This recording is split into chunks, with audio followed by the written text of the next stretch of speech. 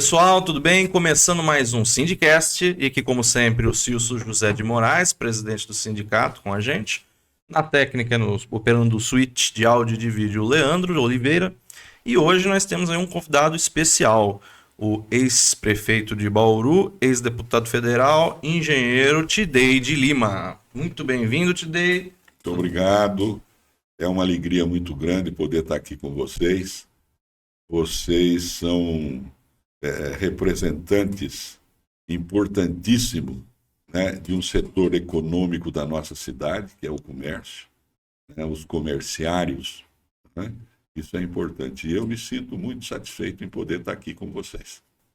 Muito bem-vindo, obrigado aí pelas palavras. Cilso, tudo bem? Bom dia. Bom dia, um ótimo dia para todos, um ótimo dia para toda a família comerciária. É uma honra para nós hoje, Tidei. Muito obrigado. Eu aqui quero mandar um abraço para o nosso presidente, deputado federal Mota, com muito orgulho, Tidei. Ele vai estar ouvindo e assistindo a gente. Ele já te mandou ontem um grande abraço, que ele tem uma grande estima pela tua pessoa, Tidei. Olha, quero já te adiantar. Antes, mais uma vez, muito obrigado de você ter vindo. Olha, você é muito querido dentro de Bauru Tidei. Muito obrigado. Nós anunciamos que você viria e como nós temos 38 grupos, foi um monte de perguntas. Não vai dar para mim fazer todas, mas eu vi umas que é muito bom para daí você tirar dúvida de todos os bauruenses, das imediações nossas, todos que é o anel nosso, sobre o cenário político dentro de Bauru, e eles querem ouvir isso de você, Tidei. Opa, muito obrigado, Cilso. É uma satisfação muito grande poder estar aqui. Falei a respeito disso nas minhas primeiras palavras, e a classe dos comerciários, né, para Bauru é uma das mais importantes, se não for a mais importante. Bauru é um centro de comércio, e os comerciários que são muito identificados com a Rua Batista de Carvalho. A Rua Batista de Carvalho sempre foi o coração pulsante da nossa cidade.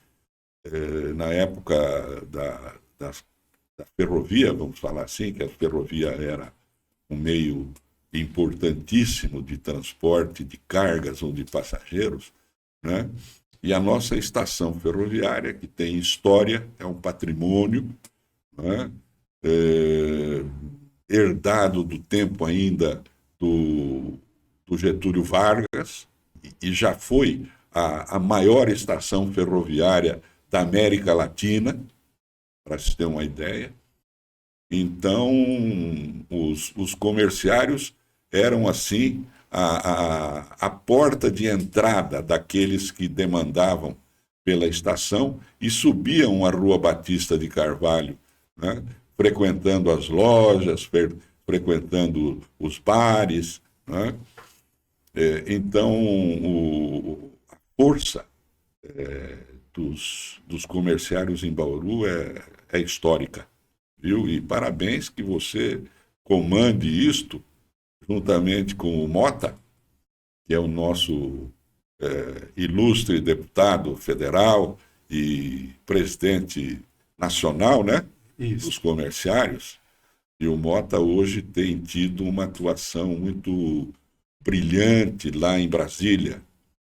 E eu posso falar de cátedra porque eu fui 4 mandatos deputado federal e sei o que é Brasília, principalmente para os representantes do Estado de São Paulo. Não é? É visto assim como o Estado mais rico, né, o Estado mais poderoso, e às vezes tem dificuldade de trânsito os representantes daqui lá em Brasília. E o Mota chegou, viu e venceu. Isso é importante. E assumiu uma das relatorias mais importantes nesses últimos tempos, que é do orçamento, né? Ser relator do orçamento precisa ter prestígio, né? E precisa ter conhecimento, atuação, ter uma atuação séria, responsável. E o Mota tem feito isso e tem honrado muito a representação que os comerciários deram para ele lá em Brasília. Eu queria aproveitar e entrar num assunto tópico que eu achei interessante que o Tidei puxou ali brevemente. Em questão, o Tidei, você falou da Batista, né, que é a entrada dos comerciários, né? E a situação da Batista hoje em dia, o comércio físico hoje em dia, ele tá, principalmente de centro, né? Ele parece que tá dando o pessoal parece que não vai mais do jeito que era. O que você acha? Eu, particularmente, penso assim, que talvez tudo começou por conta na pandemia, né? O pessoal começou a conhecer mercado eletrônico, né? O comércio eletrônico. Você acha que tem como reverter, trazer mais prestígio, assim, para o comércio do centro? Sim, tem. O que foi a Batista há 30, 40 anos atrás? Você tinha a estação ferroviária e os funcionários das ferrovias que trabalhavam lá, que eram em número assim, 2.000, coisa desse tipo. E quando chegava às 5:30 da tarde, eles saíam, ou no horário do almoço, 11:30 até meio-dia e meia, 1 hora, eles saíam e eles subiam a Batista de Carvalho, né? Comprando nas lojas, né? Tomando lanche nos bares, né? E aquilo era, vamos dizer assim, a vida da Batista de Carvalho, muito pelos funcionários, provocada pelos funcionários das ferrovias, né? E também aqueles que chegavam na estação e subiam a Batista de Carvalho, que era uma atração, o comércio da Batista. Então, eu acho que isso é recuperável na medida em que a prefeitura, que adquiriu a estação, e a estação está lá até hoje, certo? Já faz algum tempo que a prefeitura adquiriu, e a prefeitura anda comprando prédios para poder instalar secretarias e deveria recuperar a estação, né? A estação é um prédio que suportou a superintendência da Estrada de Ferro Noroeste do Brasil, da Ferrovia Sorocabana, né? Nem toda da Paulista, mas parte da Paulista, durante décadas. Então, a estrutura daquela estação, é possível que ali você implante algumas secretarias municipais. E estas secretarias municipais, com seus funcionários, que seguramente serão mais de 1.000, porque a prefeitura tem quase 7.000 funcionários, né? Eles vão rememorar aqueles tempos dos funcionários das ferrovias que subiam a Batista de Carvalho. A Batista de Carvalho é o grande shopping de Bauru, né? As pessoas vinham da região para comprar na Batista de Carvalho. Isso eu vi centenas, milhares de pessoas que vinham de Pederneiras, mesmo de Jaú, né, que tem um comércio pujante, mas vinham aqui, né, Piratininga, Agudos, e Avaí, e vai por aí afora. Eles vinham para frequentar a Batista de Carvalho, que era o nosso grande shopping. E ainda é, na medida em que você investir desta forma que eu estou falando para você. Tem que recuperar aquela estação, colocar gente lá, né? A prefeitura não precisa ficar alugando prédios por aí. Recupere aquilo. E ali vão abrigar inúmeras secretarias, 2, 3, 4, né? Alguns 1.000, 2.000 funcionários da prefeitura, e esses funcionários vão ser vamos dizer assim, o início da recuperação da Rua Batista. Aquelas 3 primeiras quadras da Batista, desculpe eu alongar um pouco aqui. Sem problema, que nós temos o tempo voltado. Então, aquelas 3 primeiras quadras da Batista, ela poderia até, não precisa mexer nos arcos, porque o fulano botou arco, o outro quer tirar porque é briga. Não mexe nos arcos. Mas você pode fazer um trânsito de veículos leves, né? Uma pista de 5,50 metros ali, e essas 3 quadras podem trazer o trânsito até a a rua que demanda para o viaduto JK, viaduto da Bela Vista. Também isto seria uma forma de você ativar o comércio ali, né?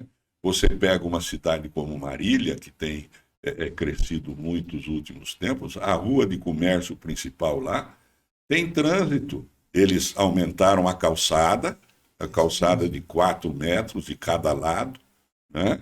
Ou 5, e tem uma pista central para o trânsito de veículos leves, né? E aquilo tem fomentado o comércio lá em Marília, nessa rua, né? Seria a Batista de Carvalho lá de Marília, né?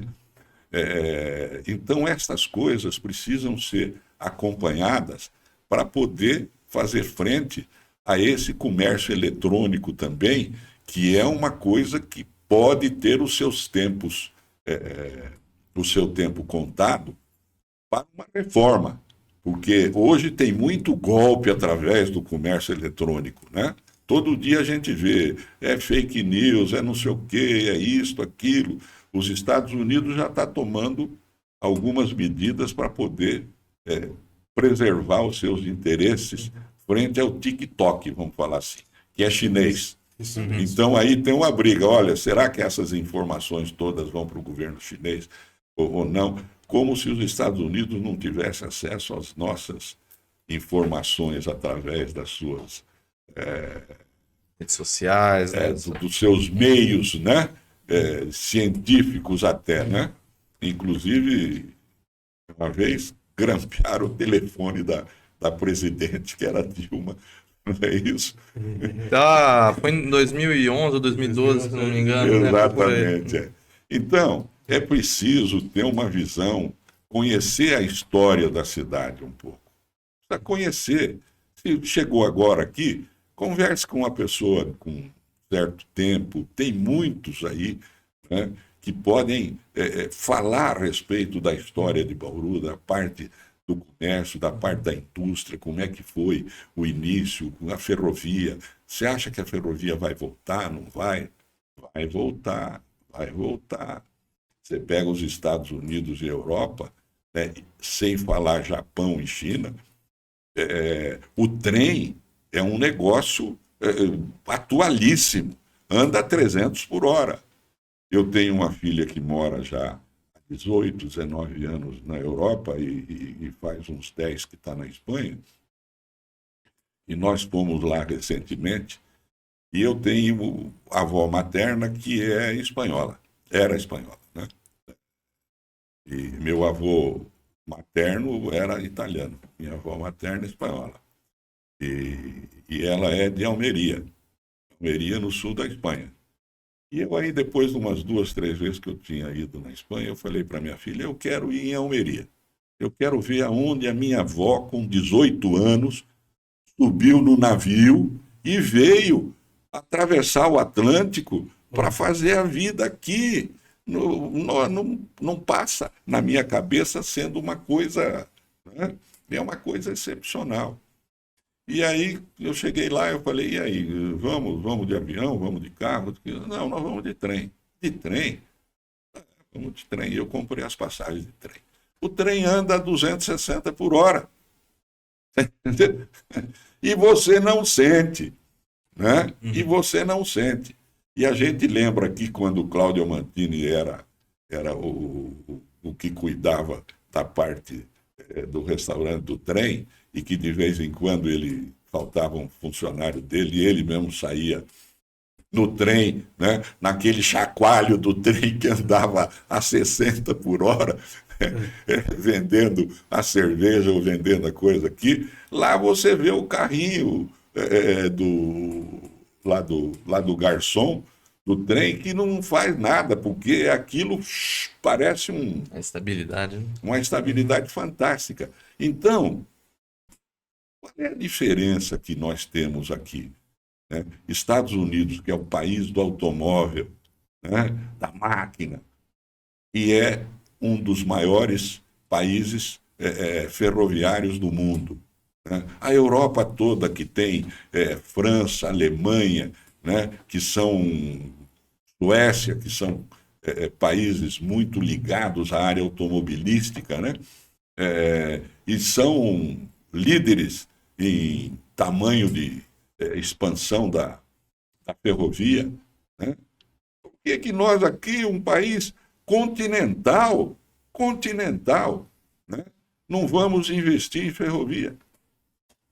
É um absurdo isso, absurdo. Eu, quando vejo isso, cada notícia, falo, puxa vida, será que eu ainda vou ver o Brasil outra vez direcionar-se para a área da ferrovia, que foi exatamente o princípio de ocupação, né, urbana no país, foi a ferrovia. O estado de São Paulo é exemplo disso.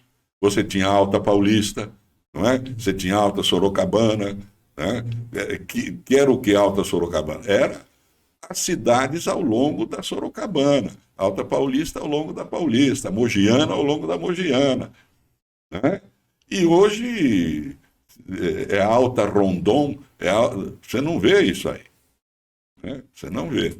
Então, nós ocupamos o país, grande parte, em cima dos trilhos, e depois abandonamos isso, que é lamentável, né? O trem aqui, apenas para completar, eu fui convidado pelo Márcio França, quando assumiu o governo, de uma secretaria. Eu falei, não quero, eu quero ficar em Bauru, eu tenho esposa, tenho neto, eu sou meio Uber dos meus netos, né? Vou, leva aqui, vou, leva ali, né? Eu não quero ser, já fui secretário da Agricultura, tal, não quero. Não, mas você precisava dar uma mão e tal, e aí me convidou para ser secretário adjunto da Habitação. Eu falei, tudo bem, vou ser secretário adjunto da Habitação,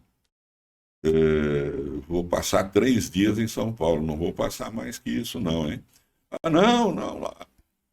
Muito bem. Aí cheguei lá em São Paulo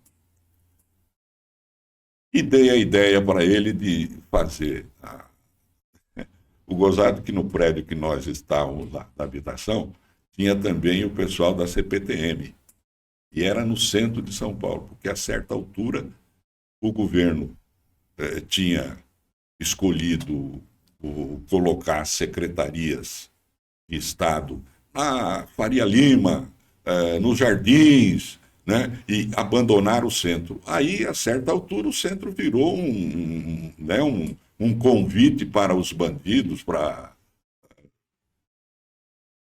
Aí, eu não sei se foi o Alckmin ou foi o governador que falou assim, não, nós vamos trazer tudo para o centro, o que for o Estado.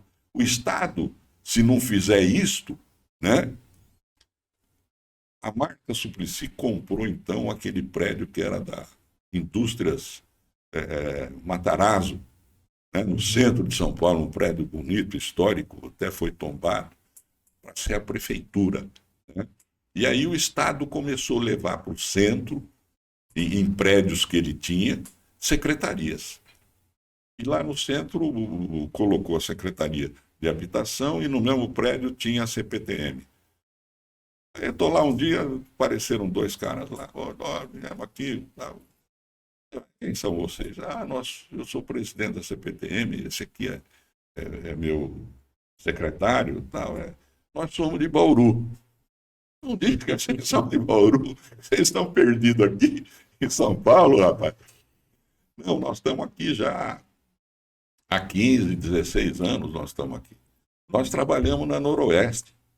Você trabalha na Noroeste, e tal, depois a Noroeste entrou nessa situação que está, e aí nós acabamos recebendo um convite para vir para cá, viemos e agora estamos no comando da CPTM.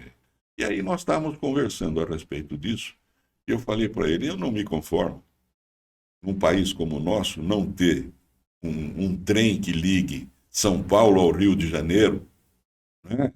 Pode, ora! Pô, são as 2 maiores cidades do país, a 400 quilômetros de distância, e você não tem um trem rápido, não precisa correr a 250, mas que corra a 150, 120, né? Você vai aliviar as rodovias todas, que está todo dia aí tendo acidente e tal. Também, olha, Campinas. Campinas aqui. Já fizeram 2, 3 rodovias para ligar Campinas a São Paulo, porque a Anhanguera lotou, a outra não sei o quê, também já não suporta mais. Né? Então, precisava ter... o senhor tem boas ideias, mas quem decide parece que não está preocupado com isso.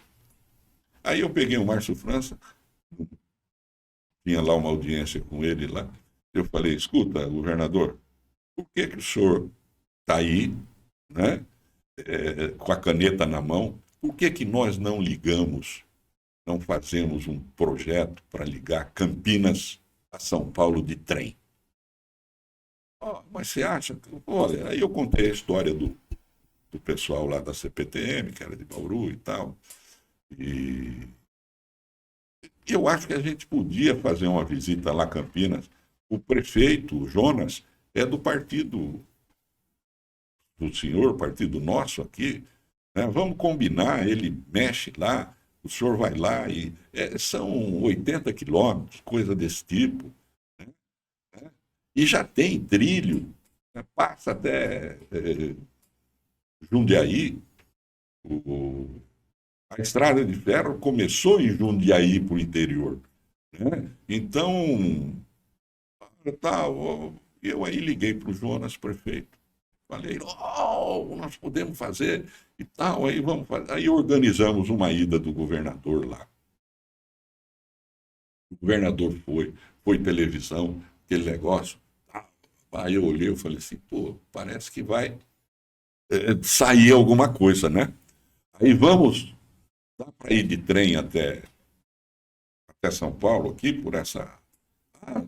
tem aí um funcionário ferroviário antigo falou assim, olha, doutor, falou para mim, eu acho que não é uma boa, hein? Pode mandar um ônibus acompanhar pela rodovia, enquanto vocês vão pela ferrovia, porque eu não sei se vocês chegam lá. Achei que ele estivesse exagerando. Aí começou o trem.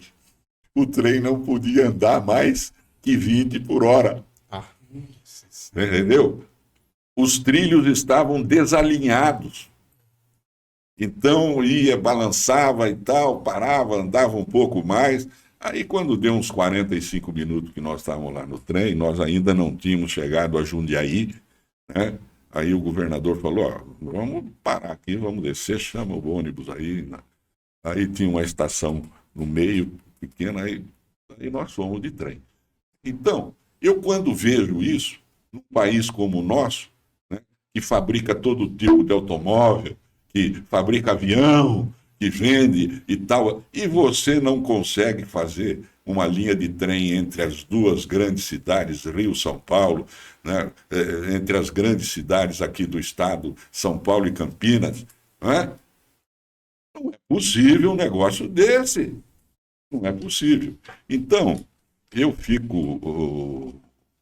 estou aqui me alongando aqui, eu fico aqui em Bauru olhando, né, que nós somos grandes porque somos produtos da ferrovia. Né?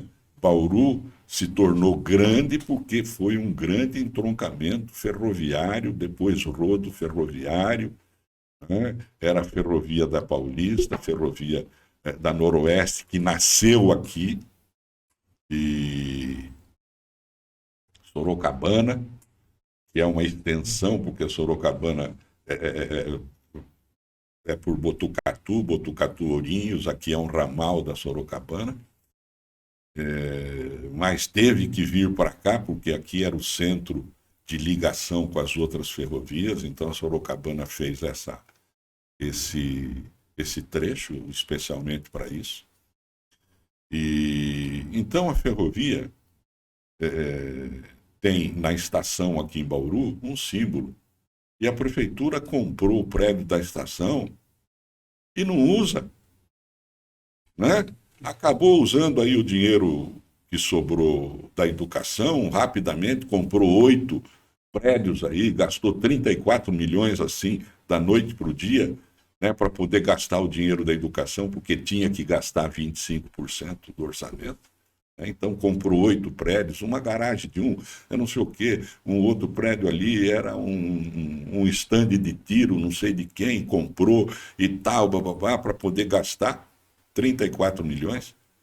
E não pode recuperar a estação e colocar lá 2, 3 secretarias. Quer dizer, eu acho isso um absurdo. E não vejo isso discutido na Câmara. A prefeita, que não conhece muito a história de Bauru, penso eu, né, sei lá, porque ela viveu boa parte da vida em Birigui, né, e aqui ela viveu muito pouco, né, e pelo jeito, quando ela veio para cá, ela também trouxe muita gente de fora que também não conhece a cidade, né, e aí tudo bem, mas eu vejo que os vereadores também não mexem nessas coisas, né? Porque a tribuna da Câmara seria exatamente para isso, chamar a atenção disto. Olha, precisa, é necessário, né? E é uma demanda popular. E É Ora, uma demanda popular bem aproveitando, forte. não tenha Tidei, dúvida. nisso, como aqui tem várias perguntas sobre este sentido, eles queriam que você falasse do cenário político dentro de Bauru. Como você já iniciou, era muito importante você falar para os que estão ouvindo e assistindo a gente do que você acha desse cenário nosso hoje dentro de Bauru, que é um ano eleitoreiro, vários com essa mesma pergunta, vários amigos seus, vários comerciários que perguntam o que você acha desse ano que nós estamos, como que vai ser, o que você pensa? Então, eu torço para que a prefeita faça um bom governo, né? Se reeleger e tal, isso é outra coisa. Mas que ela faça um bom governo. Aproveite aí esse tempo que ela tem e faça um bom governo. Acho que peca muito, porque hoje é assim, viu, Silso? Você encontra poucos administradores que vão assumir um cargo de prefeito, de governador, né, até de presidente, se for o caso, e ele não tem aquela disposição de administrar, de consertar aquilo. Então ele vem com a ideia de privatizar. Eu vou privatizar. Eu vou fazer negócio, né? Eu não estou dizendo que é escuso isso, nada disso, mas eu vou fazer negócio. Eu vou privatizar a saúde, vou privatizar a educação, vou privatizar a parte de transporte, vou privatizar isso. E aí o Estado, administrador, né, o governador ou o prefeito, né, administrador, não quer ter responsabilidade, a não ser de né, locar os trabalhos para o pessoal, que vai o quê? Ganhar dinheiro. Né? O cara que vai entrar numa privatização de água, esgoto, que seja, né,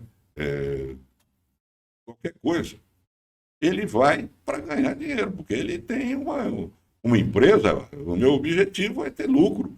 Né? Eu não posso ter prejuízo, eu não sou benemérito social aqui da cidade, do estado, do país. Então, eu acho que nós estamos numa fase em que as pessoas que vão para a área executiva, né, elas vão com uma ideia, a maioria, ideia errada de privatizar tudo, né, quando deveriam ir com a ideia de administrar, né, aquilo, vou consertar aqui a saúde, vou consertar aqui a educação, que não está funcionando direito, vou fazer aquilo, porque isto é responsabilidade do Estado. Né? A educação e saúde, principalmente, é responsabilidade do Estado. O Estado município, o Estado o Estado União. Né? Então você tem que realmente organizar uma coisa correta para que o dinheiro seja bem utilizado, né? Mas a parte estatal não administra direito, não faz. Não faz porque o administrador não faz. Porque se o administrador pegar o touro à unha, né, ele faz, ele monta a equipe, ele faz, ué. Aqui é a história do escritório técnico que nós falamos, né? Foi montado lá atrás um escritório técnico sob o comando do Jurandir Bueno Filho, que era um cara capaz, e que fez todos os principais projetos da cidade, né? E que quem é que iniciou esse processo foi o Franciscato, mas antes dele o Nuno de Assis, que trouxe, né, um grande arquiteto urbanista que era o Vila Nova Artigas. E o Nuno era médico, né? O Nuno tinha sido prefeito de Avaí, você tem uma ideia, 3 vezes, durante a ditadura do Getúlio Vargas, né, na década de 30. O Nuno de Assis, naquele tempo, quem escolhia os prefeitos, ou era nomeado pelo governador, ou era escolhido pelos vereadores. Não tinha eleição, né? E o Nuno de Assis foi 3 vezes prefeito de Avaí. Depois veio aqui para Bauru, foi 2 vezes prefeito. Médico, né? Aí eleito pelo povo. E o Nuno de Assis, mesmo um médico, tinha noção administradora. Por que não? O médico não pode ter? Pode, lógico. E ele, então, foi um cara que praticamente deu para o Alcides Franciscato um presente, vamos falar assim, que era aquele estudo do Vila Nova Artigas. E o Franciscato, empresário, mas com visão pública, chamou o Jurandir, e o Jurandir organizou o escritório técnico que fez todos os principais projetos viários da cidade. Então, por que hoje a pessoa já entra e já quer privatizar? E a prefeita, eu acho que cometeu um erro de se submeter, às vezes, à vontade vinda lá de cima e trazer, por exemplo, para a saúde uma pessoa, pode ser muito boa, pode ser competente, tudo, mas aqui tem deixado a desejar. Por quê? Porque não conhece a cidade. E a prefeita tem um vice-prefeito que é médico, né? Você está numa cidade que tem 3 faculdades de medicina hoje, você tem 2.500 médicos, e você vai trazer alguém de Rio Claro, que já tem problema lá com processos, para ser secretária da saúde aqui. Ora, né? Se Bauru fosse uma cidade que não tivesse médico, que não tivesse condições de suprir isso, né, vai trazer alguém de fora. Mas, além do vice, você tem todo esse conjunto e você traz. Por isso, nós temos muitos problemas na saúde. Porque tem lá a UBS da Bela Vista, né, que foi implantada no meu tempo, depois foi ampliada várias vezes, porque acabou se transformando num mini hospital. Você tem... E ficou represado esse negócio da saúde. Ficou represado. Você pega, por exemplo, essa questão que está aí, de entregar o tratamento de esgoto por 30 anos. Não estou falando 3 anos, ou então não estou falando que eu vou subempreitar para você construir a estação de tratamento, né? Aí 3, 4 anos ela vai ficar pronta e aí o DAI vai... Não, eu vou entregar por 30 anos sem ter um projeto qualificado. Não, mas a IFE, lá, um instituto não sei do que e tal, o instituto não sei do que não fez projeto compatível com... Por isso... E outra, por 30 anos, eu seguramente não vou estar aqui, né?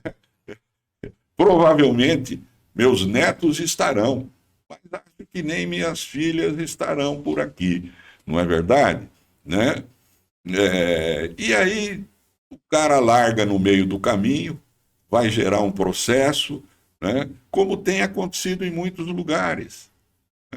O cara o cidadão, a empresa que acabou assumindo na privatização, aí daí 4, 5 anos e tal, quando o dinheiro começa a ficar meio escasso, quando começa a pressão, ó, não dá para aumentar, hein? Não dá para aumentar o preço da água, hein? Não dá para aumentar. Ele fala assim, até logo, passe bem, vou embora. Né? E faz uma justificativa que está sendo cerceado o seu meio de subsistência, né, empresarial. Então, vou embora. Então, eu acho um tremendo absurdo você discutir a Câmara envolvida nisto aí, para você entregar para terceiros a privatização do tratamento de esgoto, que, vírgula, abre um colchete, abre aspas, abre o que você quiser, tem dinheiro em caixa de mais de 200 milhões. Mais de 200 milhões de dinheiro em caixa para fazer, né, a estação de tratamento, o que normalmente sempre é o problema. Opa, vamos fazer assim, tem dinheiro? Não, não tem dinheiro. Puxa, então tem que buscar. A estação de tratamento tem dinheiro. Tem dinheiro. Eu vou privatizar por quê? Só porque eu sou incompetente. É a única conclusão que você chega. Eu sou incompetente. E incompetente junto com a prefeita é a Câmara. Né? Aí o vereador tem que botar a cabeça no lugar e dizer, eu estou colaborando ou sendo conivente com a incompetência do executivo, que tem dinheiro e não quer ter responsabilidade na execução, quer entregar para terceiros, e daqui 10, 15 anos, se der para trás aquilo que deveria ser 30, ela já também não está mais aqui, o executivo não está, ou ela já virou deputada, que me parece que é o desejo principal dela, né, da prefeita. Então, eu acho um absurdo, né, o que está acontecendo com esse negócio da estação de tratamento de esgoto, que tem dinheiro. O dinheiro veio do governo federal, no governo da Dilma, conseguido pela Estela. As pessoas, às vezes, não falam isso, até a imprensa, às vezes, sonega alguma informação a respeito disso, né? E a Estela, que era vice-prefeita na ocasião do Rodrigo Agostinho, a Estela conseguiu esse dinheiro lá em Brasília, junto ao governo do PT da Dilma Rousseff, que entregou para cá 100 milhões na época. 100 milhões, né, para fazer. Começaram, entregou, a empresa que fez largou no meio do caminho, não é verdade? Eu não sei se tem processo contra a empresa, eu não vejo. Assim, não. Processaram a empresa, né? Prenderam o dono da empresa, fizeram ele pagar, ou pegaram, tomaram a casa dele, carro e tal, porque deu prejuízo. Então, não tem notícia disso. Você não sabe, desapareceu, sumiu, arrumou bons advogados, pagou uma grana para ele, né? E os advogados, o advogado esticou aqui, recurso ali, não sei o quê, tal, bababá, o processo leva 10 anos, 15 anos, 20 anos, na justiça que nós temos, né? E você não tem isso aí. Então, ao contrário de você estar na Câmara discutindo a execução pelo poder público, né, pela prefeitura, da estação de tratamento, você está discutindo para entregar para terceiros por 30 anos. Por 30 anos. Né? estação de tratamento, que tem 200 milhões para gastar. Tem 200 milhões para gastar. Quer dizer, então, essas coisas, parece que naquele tempo não tinha isto, né? Era mais os caras que assumiam o governo, fazer, organizar, assumia responsabilidades, né?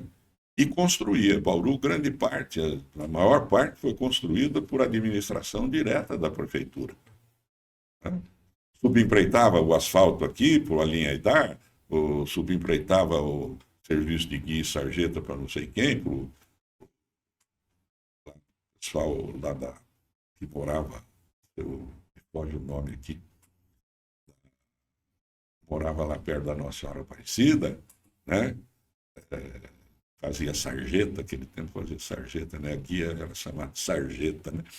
E tudo bem, mas você controlava todo este processo. Agora, você entregar deste jeito por 30 anos e com 200 milhões em caixa, nem nas loterias mais famosas do mundo você vai conseguir uma coisa dessa. Né? Eu queria falar aqui, se me permite, eu estou falando... Nós estamos aqui para ouvir. Então, eu te dei. E daí, só para nós não esquecer, eles te perguntam para também você comentar sobre o Lula, sobre a presidência. Sim. Do que escuta aqui, é que você está achando? Em linhas gerais, assim, o que Isso, você... O Lula está meio perdido, eu acho que eles perguntam aí. lá em Brasília, né? Pelo que a gente vê, pelo que conhece dele, tudo, né? Ele assumiu o governo do Bolsonaro problemático. O Bolsonaro foi deputado comigo lá. Eu tive uma convivência com ele. Uma pessoa complicada. Foi expulso do Exército. Para ser expulso do Exército, você tem que ter cometido coisas inomináveis, né?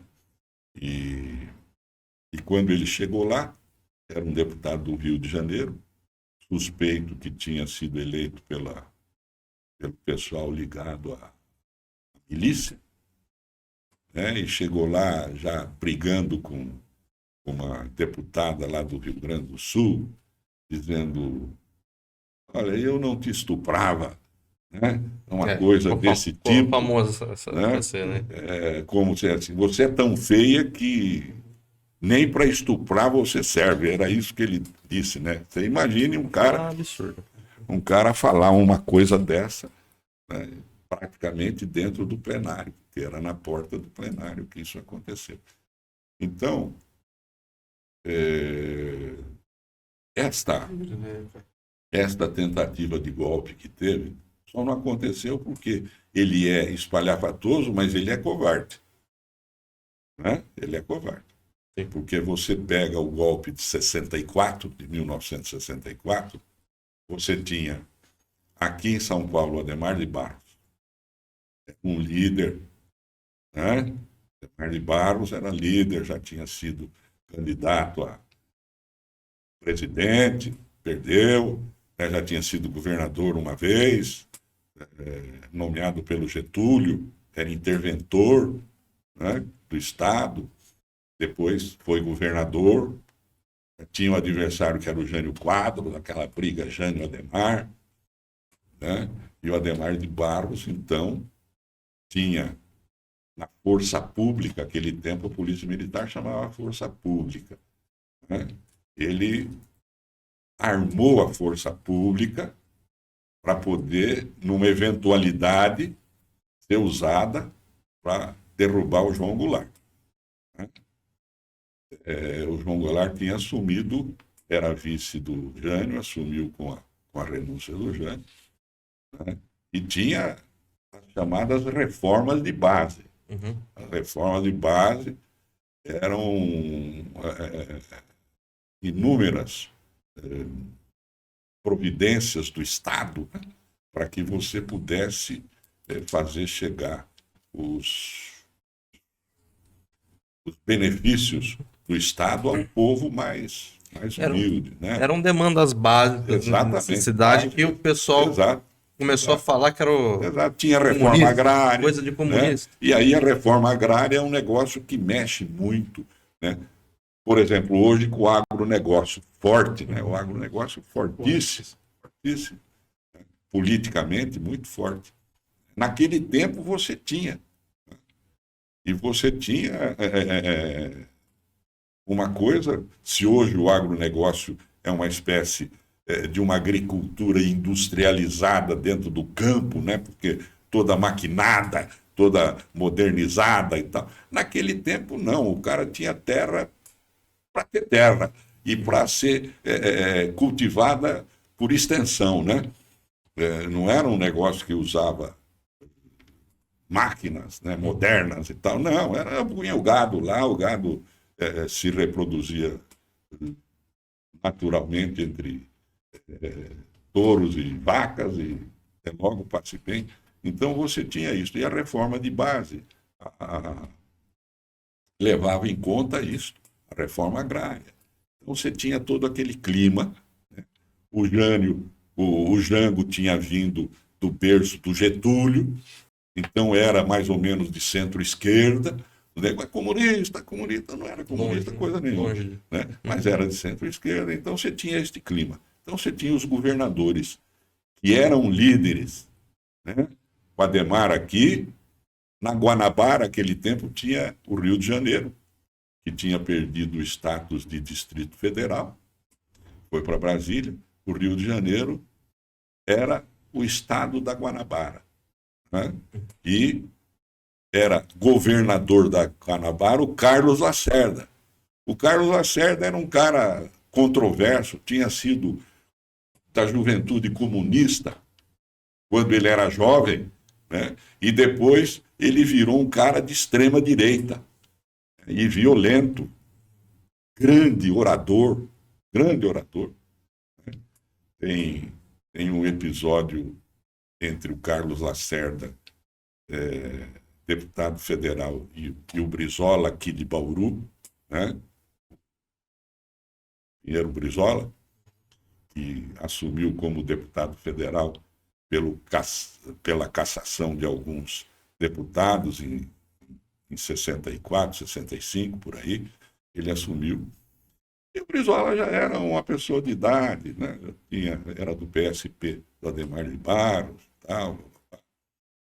E o Brizola, então, ia na sessão e, às vezes, dormia. Né? Aquele plenário da Câmara tem um ar-condicionado super gelado. Então, você ia, sentam lá no fundo, né? E aquele escurinho do fundo lá, às vezes o cara dorme depois do almoço e tal. Ambiente propício. E o Carlos Lacerda estava fazendo um discurso, aquele discurso inflamado, tal, né? Agitando tudo, e o Brizola foi pedir uma parte para ele. Talvez tenha sido realmente a primeira vez que o Brizola, em 2 anos de Câmara dos Deputados, tivesse aberto a boca, né? E aí foi lá e falou assim: Vossa Excelência me concede uma parte? O Carlos Lacerda olhou assim e falou assim: ele fala, olha, ele fala. Quer dizer, o Brizola, com a idade que tinha, coitado, né? Ele praticamente desmontou, né? Já perdeu até a noção do que ia perguntar, né? Então o Carlos Lacerda era um cara assim, muito, muito feroz nas coisas, né? Já tinha sofrido ameaça com tiro, tinha toda uma história. Era o governador da Guanabara e andava com metralhadora, uma INA, que era da Indústria Nacional de Armamento, né? Metralhadora. E você tinha em Minas Gerais o Magalhães Pinto, que era outro mineiro, tal. Quando você via, ele já tinha dado a volta em você e te abraçado pelas costas, entendeu? eram governadores líderes. Líderes. Né? Quando aconteceu 64, eles se levantaram e eles depuseram o Jango, mesmo o Jango tendo apoio no Rio Grande do Sul do Brizola, que era forte, e do exército, e do terceiro exército do Rio Grande do Sul, que estava, né, aliado ao Brizola lá. E o terceiro exército do Rio Grande do Sul era o mais armado do Brasil, porque fazia divisa com o Uruguai e com a Argentina. Então era o mais bem postado de armas, de homens e tal. E mesmo assim, esses 3 estados aqui, né, conseguiram convencer parte do primeiro exército, que era no Rio de Janeiro, o segundo exército em São Paulo, para que depusesse o João Goulart. Agora, quando você começa a ver os generais que estavam com o Bolsonaro, e quando você começa a comparar o Bolsonaro com os políticos da época, você fala assim, pelo amor de Deus, nós regredimos, né? Até para dar golpe, nós acabamos sendo, competência não, né, serve nem para golpe. incompetentes, não é verdade? Então, eu acho que o Lula, né, que ganhou uma eleição disputadíssima, né, meio assustado. Porque, primeiro, o Brasil não é mais o Brasil de 2002, 2004, 2005, que ele foi presidente da República, né? E recebeu um governo meio social-democrata do Fernando Henrique, né? Então, eu tenho a impressão de que ele tem que reorganizar a desorganização que o Bolsonaro fez, e o PT não quer abrir mão de certos cargos. O PT foi eleito, Lula, numa conjugação de alianças. Tinha que ser um governo de alianças. Tinha que ser. Mas não é assim. O partido, a gente sabe do PT, eu convivo ainda. Não é. Eles querem todos os cargos do governo. Desde o gerente da coisa, diretor, não sei o quê, até o faxineiro lá. Não é assim. Não é desse jeito. Tem que ser um governo de alianças, que são as responsáveis pela eleição do Lula. E eu acho que o Lula ficou um pouco envelhecido assim, perdeu um pouco aquela... E ele acha que o Brasil é o mesmo lá de trás. Não é. O Lula tem que parar com as coisas de a Venezuela, lá o coisa. Para com isso, esses caras não... O cara está lá há 11 anos como presidente, é um cara que vai... Por que você vai sair defendendo esse cara aí, pôr a cara para apanhar? Pô, que é isso? Né? Então, estas coisas, ele está fora de sintonia. Agora, o Haddad é um cara bom. O Haddad é competente. O Haddad enxerga que a coisa mudou. Por isso enfrenta, né, a presidente do PT, e veja só como é que é a visão. O Bolsonaro conseguiu reunir lá na Paulista, mesmo derrotado agora, 500, 600, 700, cada um fala saíram vários números diferentes. Aí um montante, né? Mas lá, 700 mil pessoas, né? Sem ser coisa nenhuma. Perdeu a eleição, reuniu na Paulista 700 mil pessoas. Aí vem a presidente do PT e quer fazer também uma... Para com isso. Já passou eleição. Por que você vai passar recibo para o Bolsonaro? Você vai reunir 800 mil e daí você está com o poder na mão. O que é isso para quem perdeu a eleição e reuniu 700 mil? E se você reunir só 500 mil pessoas, você está derrotada. Ora, você entendeu? Está com o governo na mão e derrotado. Para com isso. Então, ela representa bem a visão que você tem, né, do Lula para baixo, dentro do PT. Mas você encontra cara como Haddad, você encontra gente que tem a cabeça no lugar, só que precisa ter espaço junto do Lula para poder fazer com que o governo né, possa responder a confiança que a população depositou nele, né? Eu acho que o Brasil é um país rico, é um país que se mexer a uma coisa que certa, você vai ter um resultado extraordinário ali na frente, né? Você não pode ter gente atrapalhando. Não pode ter gente atrapalhando. Então, eu acho que o cara que merece hoje ter o apoio aí é o Haddad. O Haddad está com a cabeça no lugar. Está com a cabeça no lugar. Né? E a presidente do PT fica quieta. Vai lá para o Paraná, vai lá para Foz do Iguaçu, fica lá. Não me caia na cachoeira, porque vai ser duro salvar você. Tem mais algum, Messias? Olha, eu assim quero só agradecer-te, de daí você ter vindo.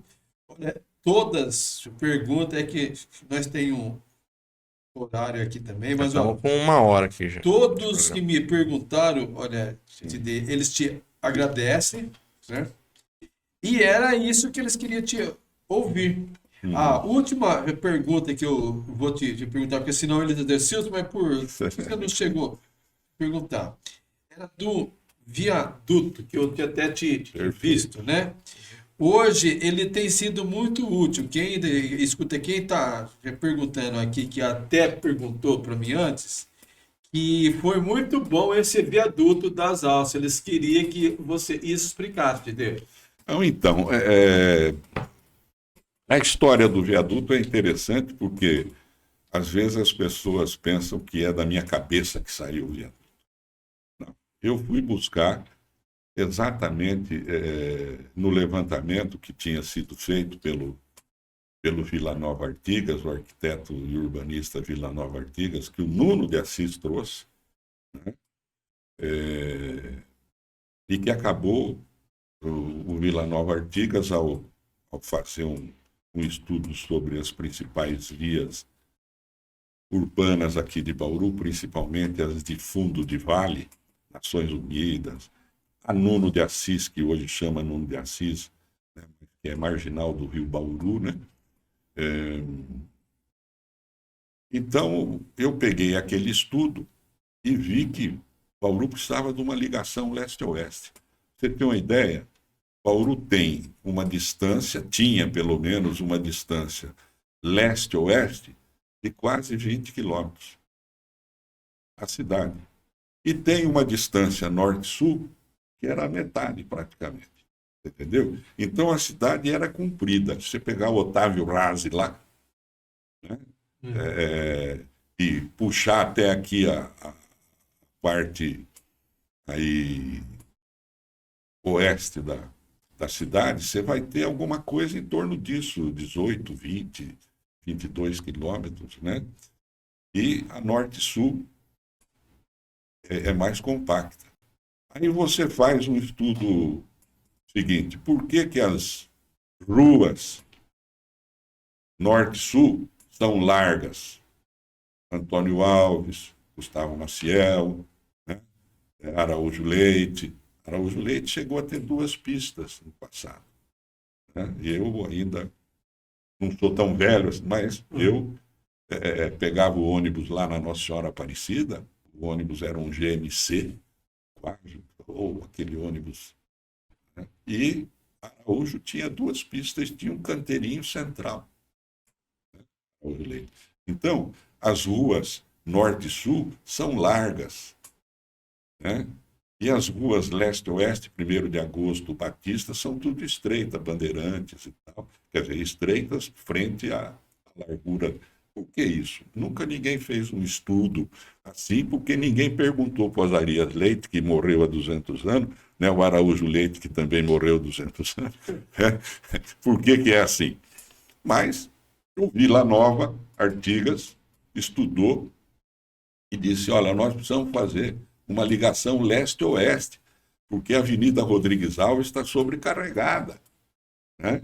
E ela é interrompida ali na linha de trem ali, né? Na Pedro de Toledo. Então, ele fez esse estudo, né? O Jurandir, no Colégio Técnico, fez, então, os estudos da Nações, da Vitória Régia, mais da parte da Nuno de Assis, né, que hoje é Nuno de Assis e tal. E eu, quando assumi, eu falei, eu vou fazer esta parte leste-oeste. Precisa. Né? E vai ser um viaduto. Então, vai ser assim, assado. E nós fizemos o viaduto. Fizemos a concorrência pública, né? Ganhou a Camargo Correia, empresa grande, né? E a Camargo Correia. Eu fui em Brasília, arrumei recursos com um deputado do Pará, que era do PT. Entendeu? Interessante isso. Estava até esquecendo disso. Né? Ele era do PT e tinha sido deputado comigo lá, né? E tal. E aí ele arrumou essa autorização. Ele era da comissão de orçamento lá da Câmara, né? Arrumou a autorização e nós conseguimos a verba, trouxemos e começamos. Quando chegou do meio para o fim, né? Precisava arrumar mais um dinheiro. E nós fomos fazer um empréstimo do Banco Chase Manhattan, né? Que é o que tinha verba para poder... tinha dinheiro para poder financiar a obra pública. E tinha lançaram alguma coisa que era facilitada, um negócio desse tipo assim. E era um valor assim, vamos dizer, a obra ia ficar em 50 milhões, não é esse o valor, mas para ter uma ideia.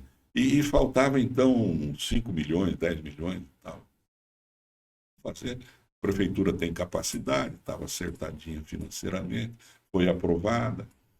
Esse empréstimo foi aprovado no Senado Federal. E aí nós chegou num ponto, teve um resultado eleitoral do retorno do ISO, e os funcionários ficaram muito preocupados, porque o ISO, quando na sua primeira administração, não tinha sido muito bom, não tinha sido muito justo para os funcionários. Tinha salário arrochado, aquelas coisas todas, tal, né? Então, eu resolvi fazer um levantamento salarial e ver quanto que tinha sido a perda salarial durante aquele governo, né? E mais a inflação, e deu alguma coisa assim de quase 20%. E eu aí falei assim, tem 90% do viaduto concluído.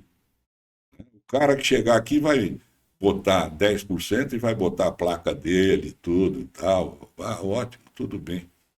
Né? E aí eu dei 20% de aumento para os funcionários. Vai dar 20% de aumento. Vamos recompor salarialmente aí o quadro de funcionários, o salário dos funcionários. Vamos recompor. E saí. Aí o ISO assumiu, o vice era o Nilson Costa, aí teve aquela confusão toda, né, e tal, e caçaram o ISO por corrupção, aquele negócio, assumiu o Nilson Costa. Nesse governo agitado, não fez, e o Nilson Costa tinha uma posição política mais ligada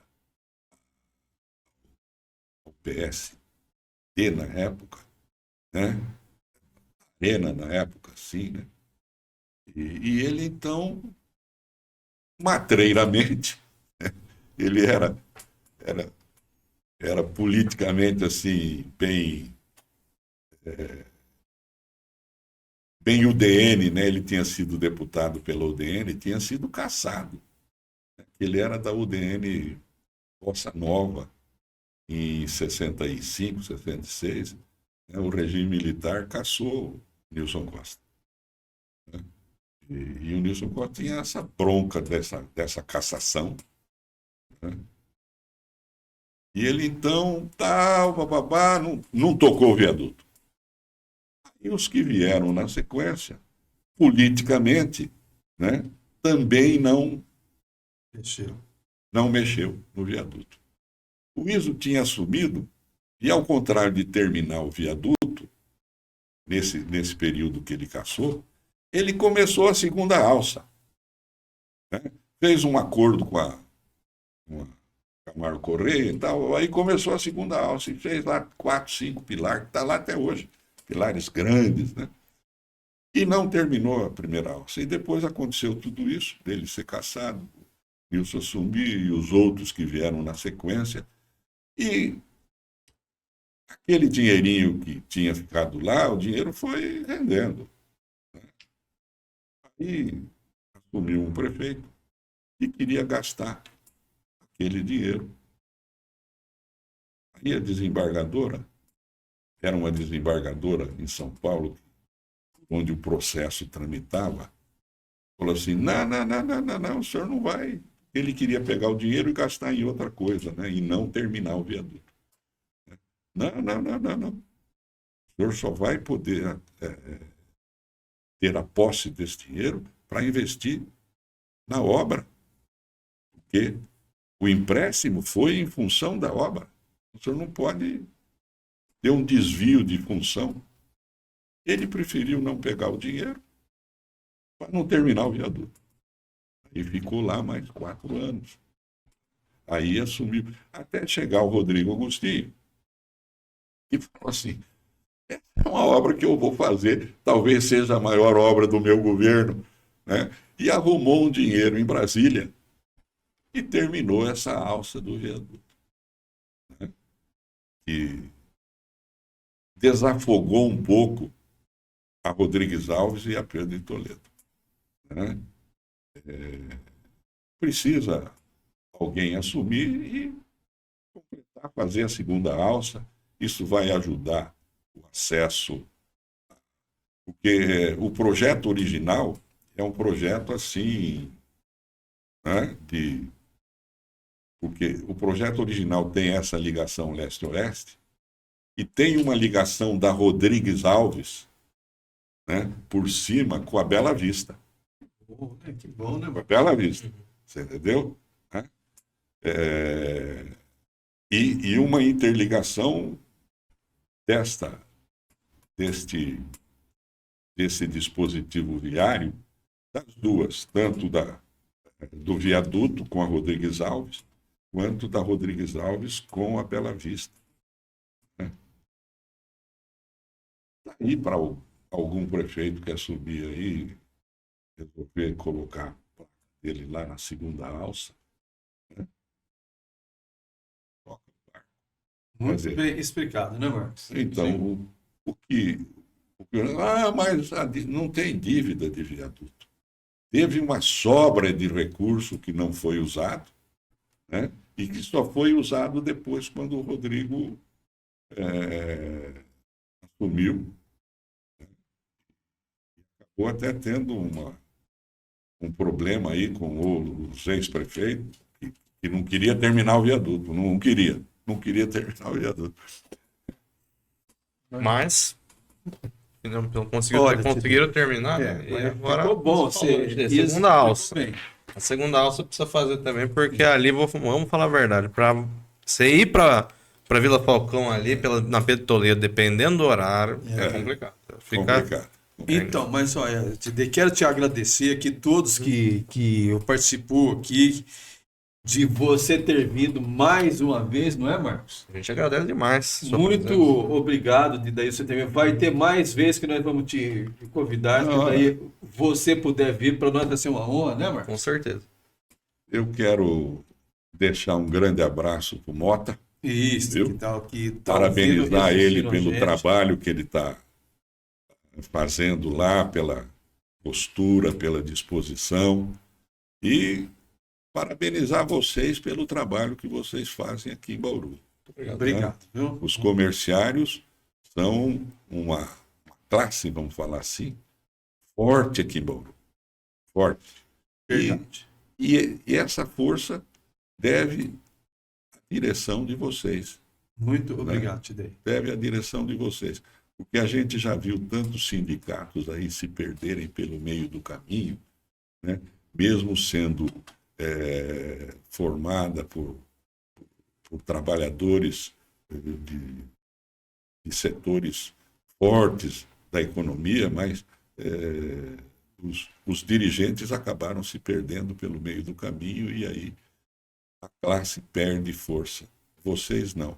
Cada dia que passa, os comerciários aqui em Bauru têm mais força, têm mais substância, né, para poder representar os interesses dos associados. Muito obrigado, Tidei. Tidei, muito obrigado pela presença. Contamos com você aqui mais vezes. Está convidado já. Silson, muito obrigado. Obrigado, Leandro, também. Obrigado a todos vocês que estão nos acompanhando aí. E até o próximo Sindicast.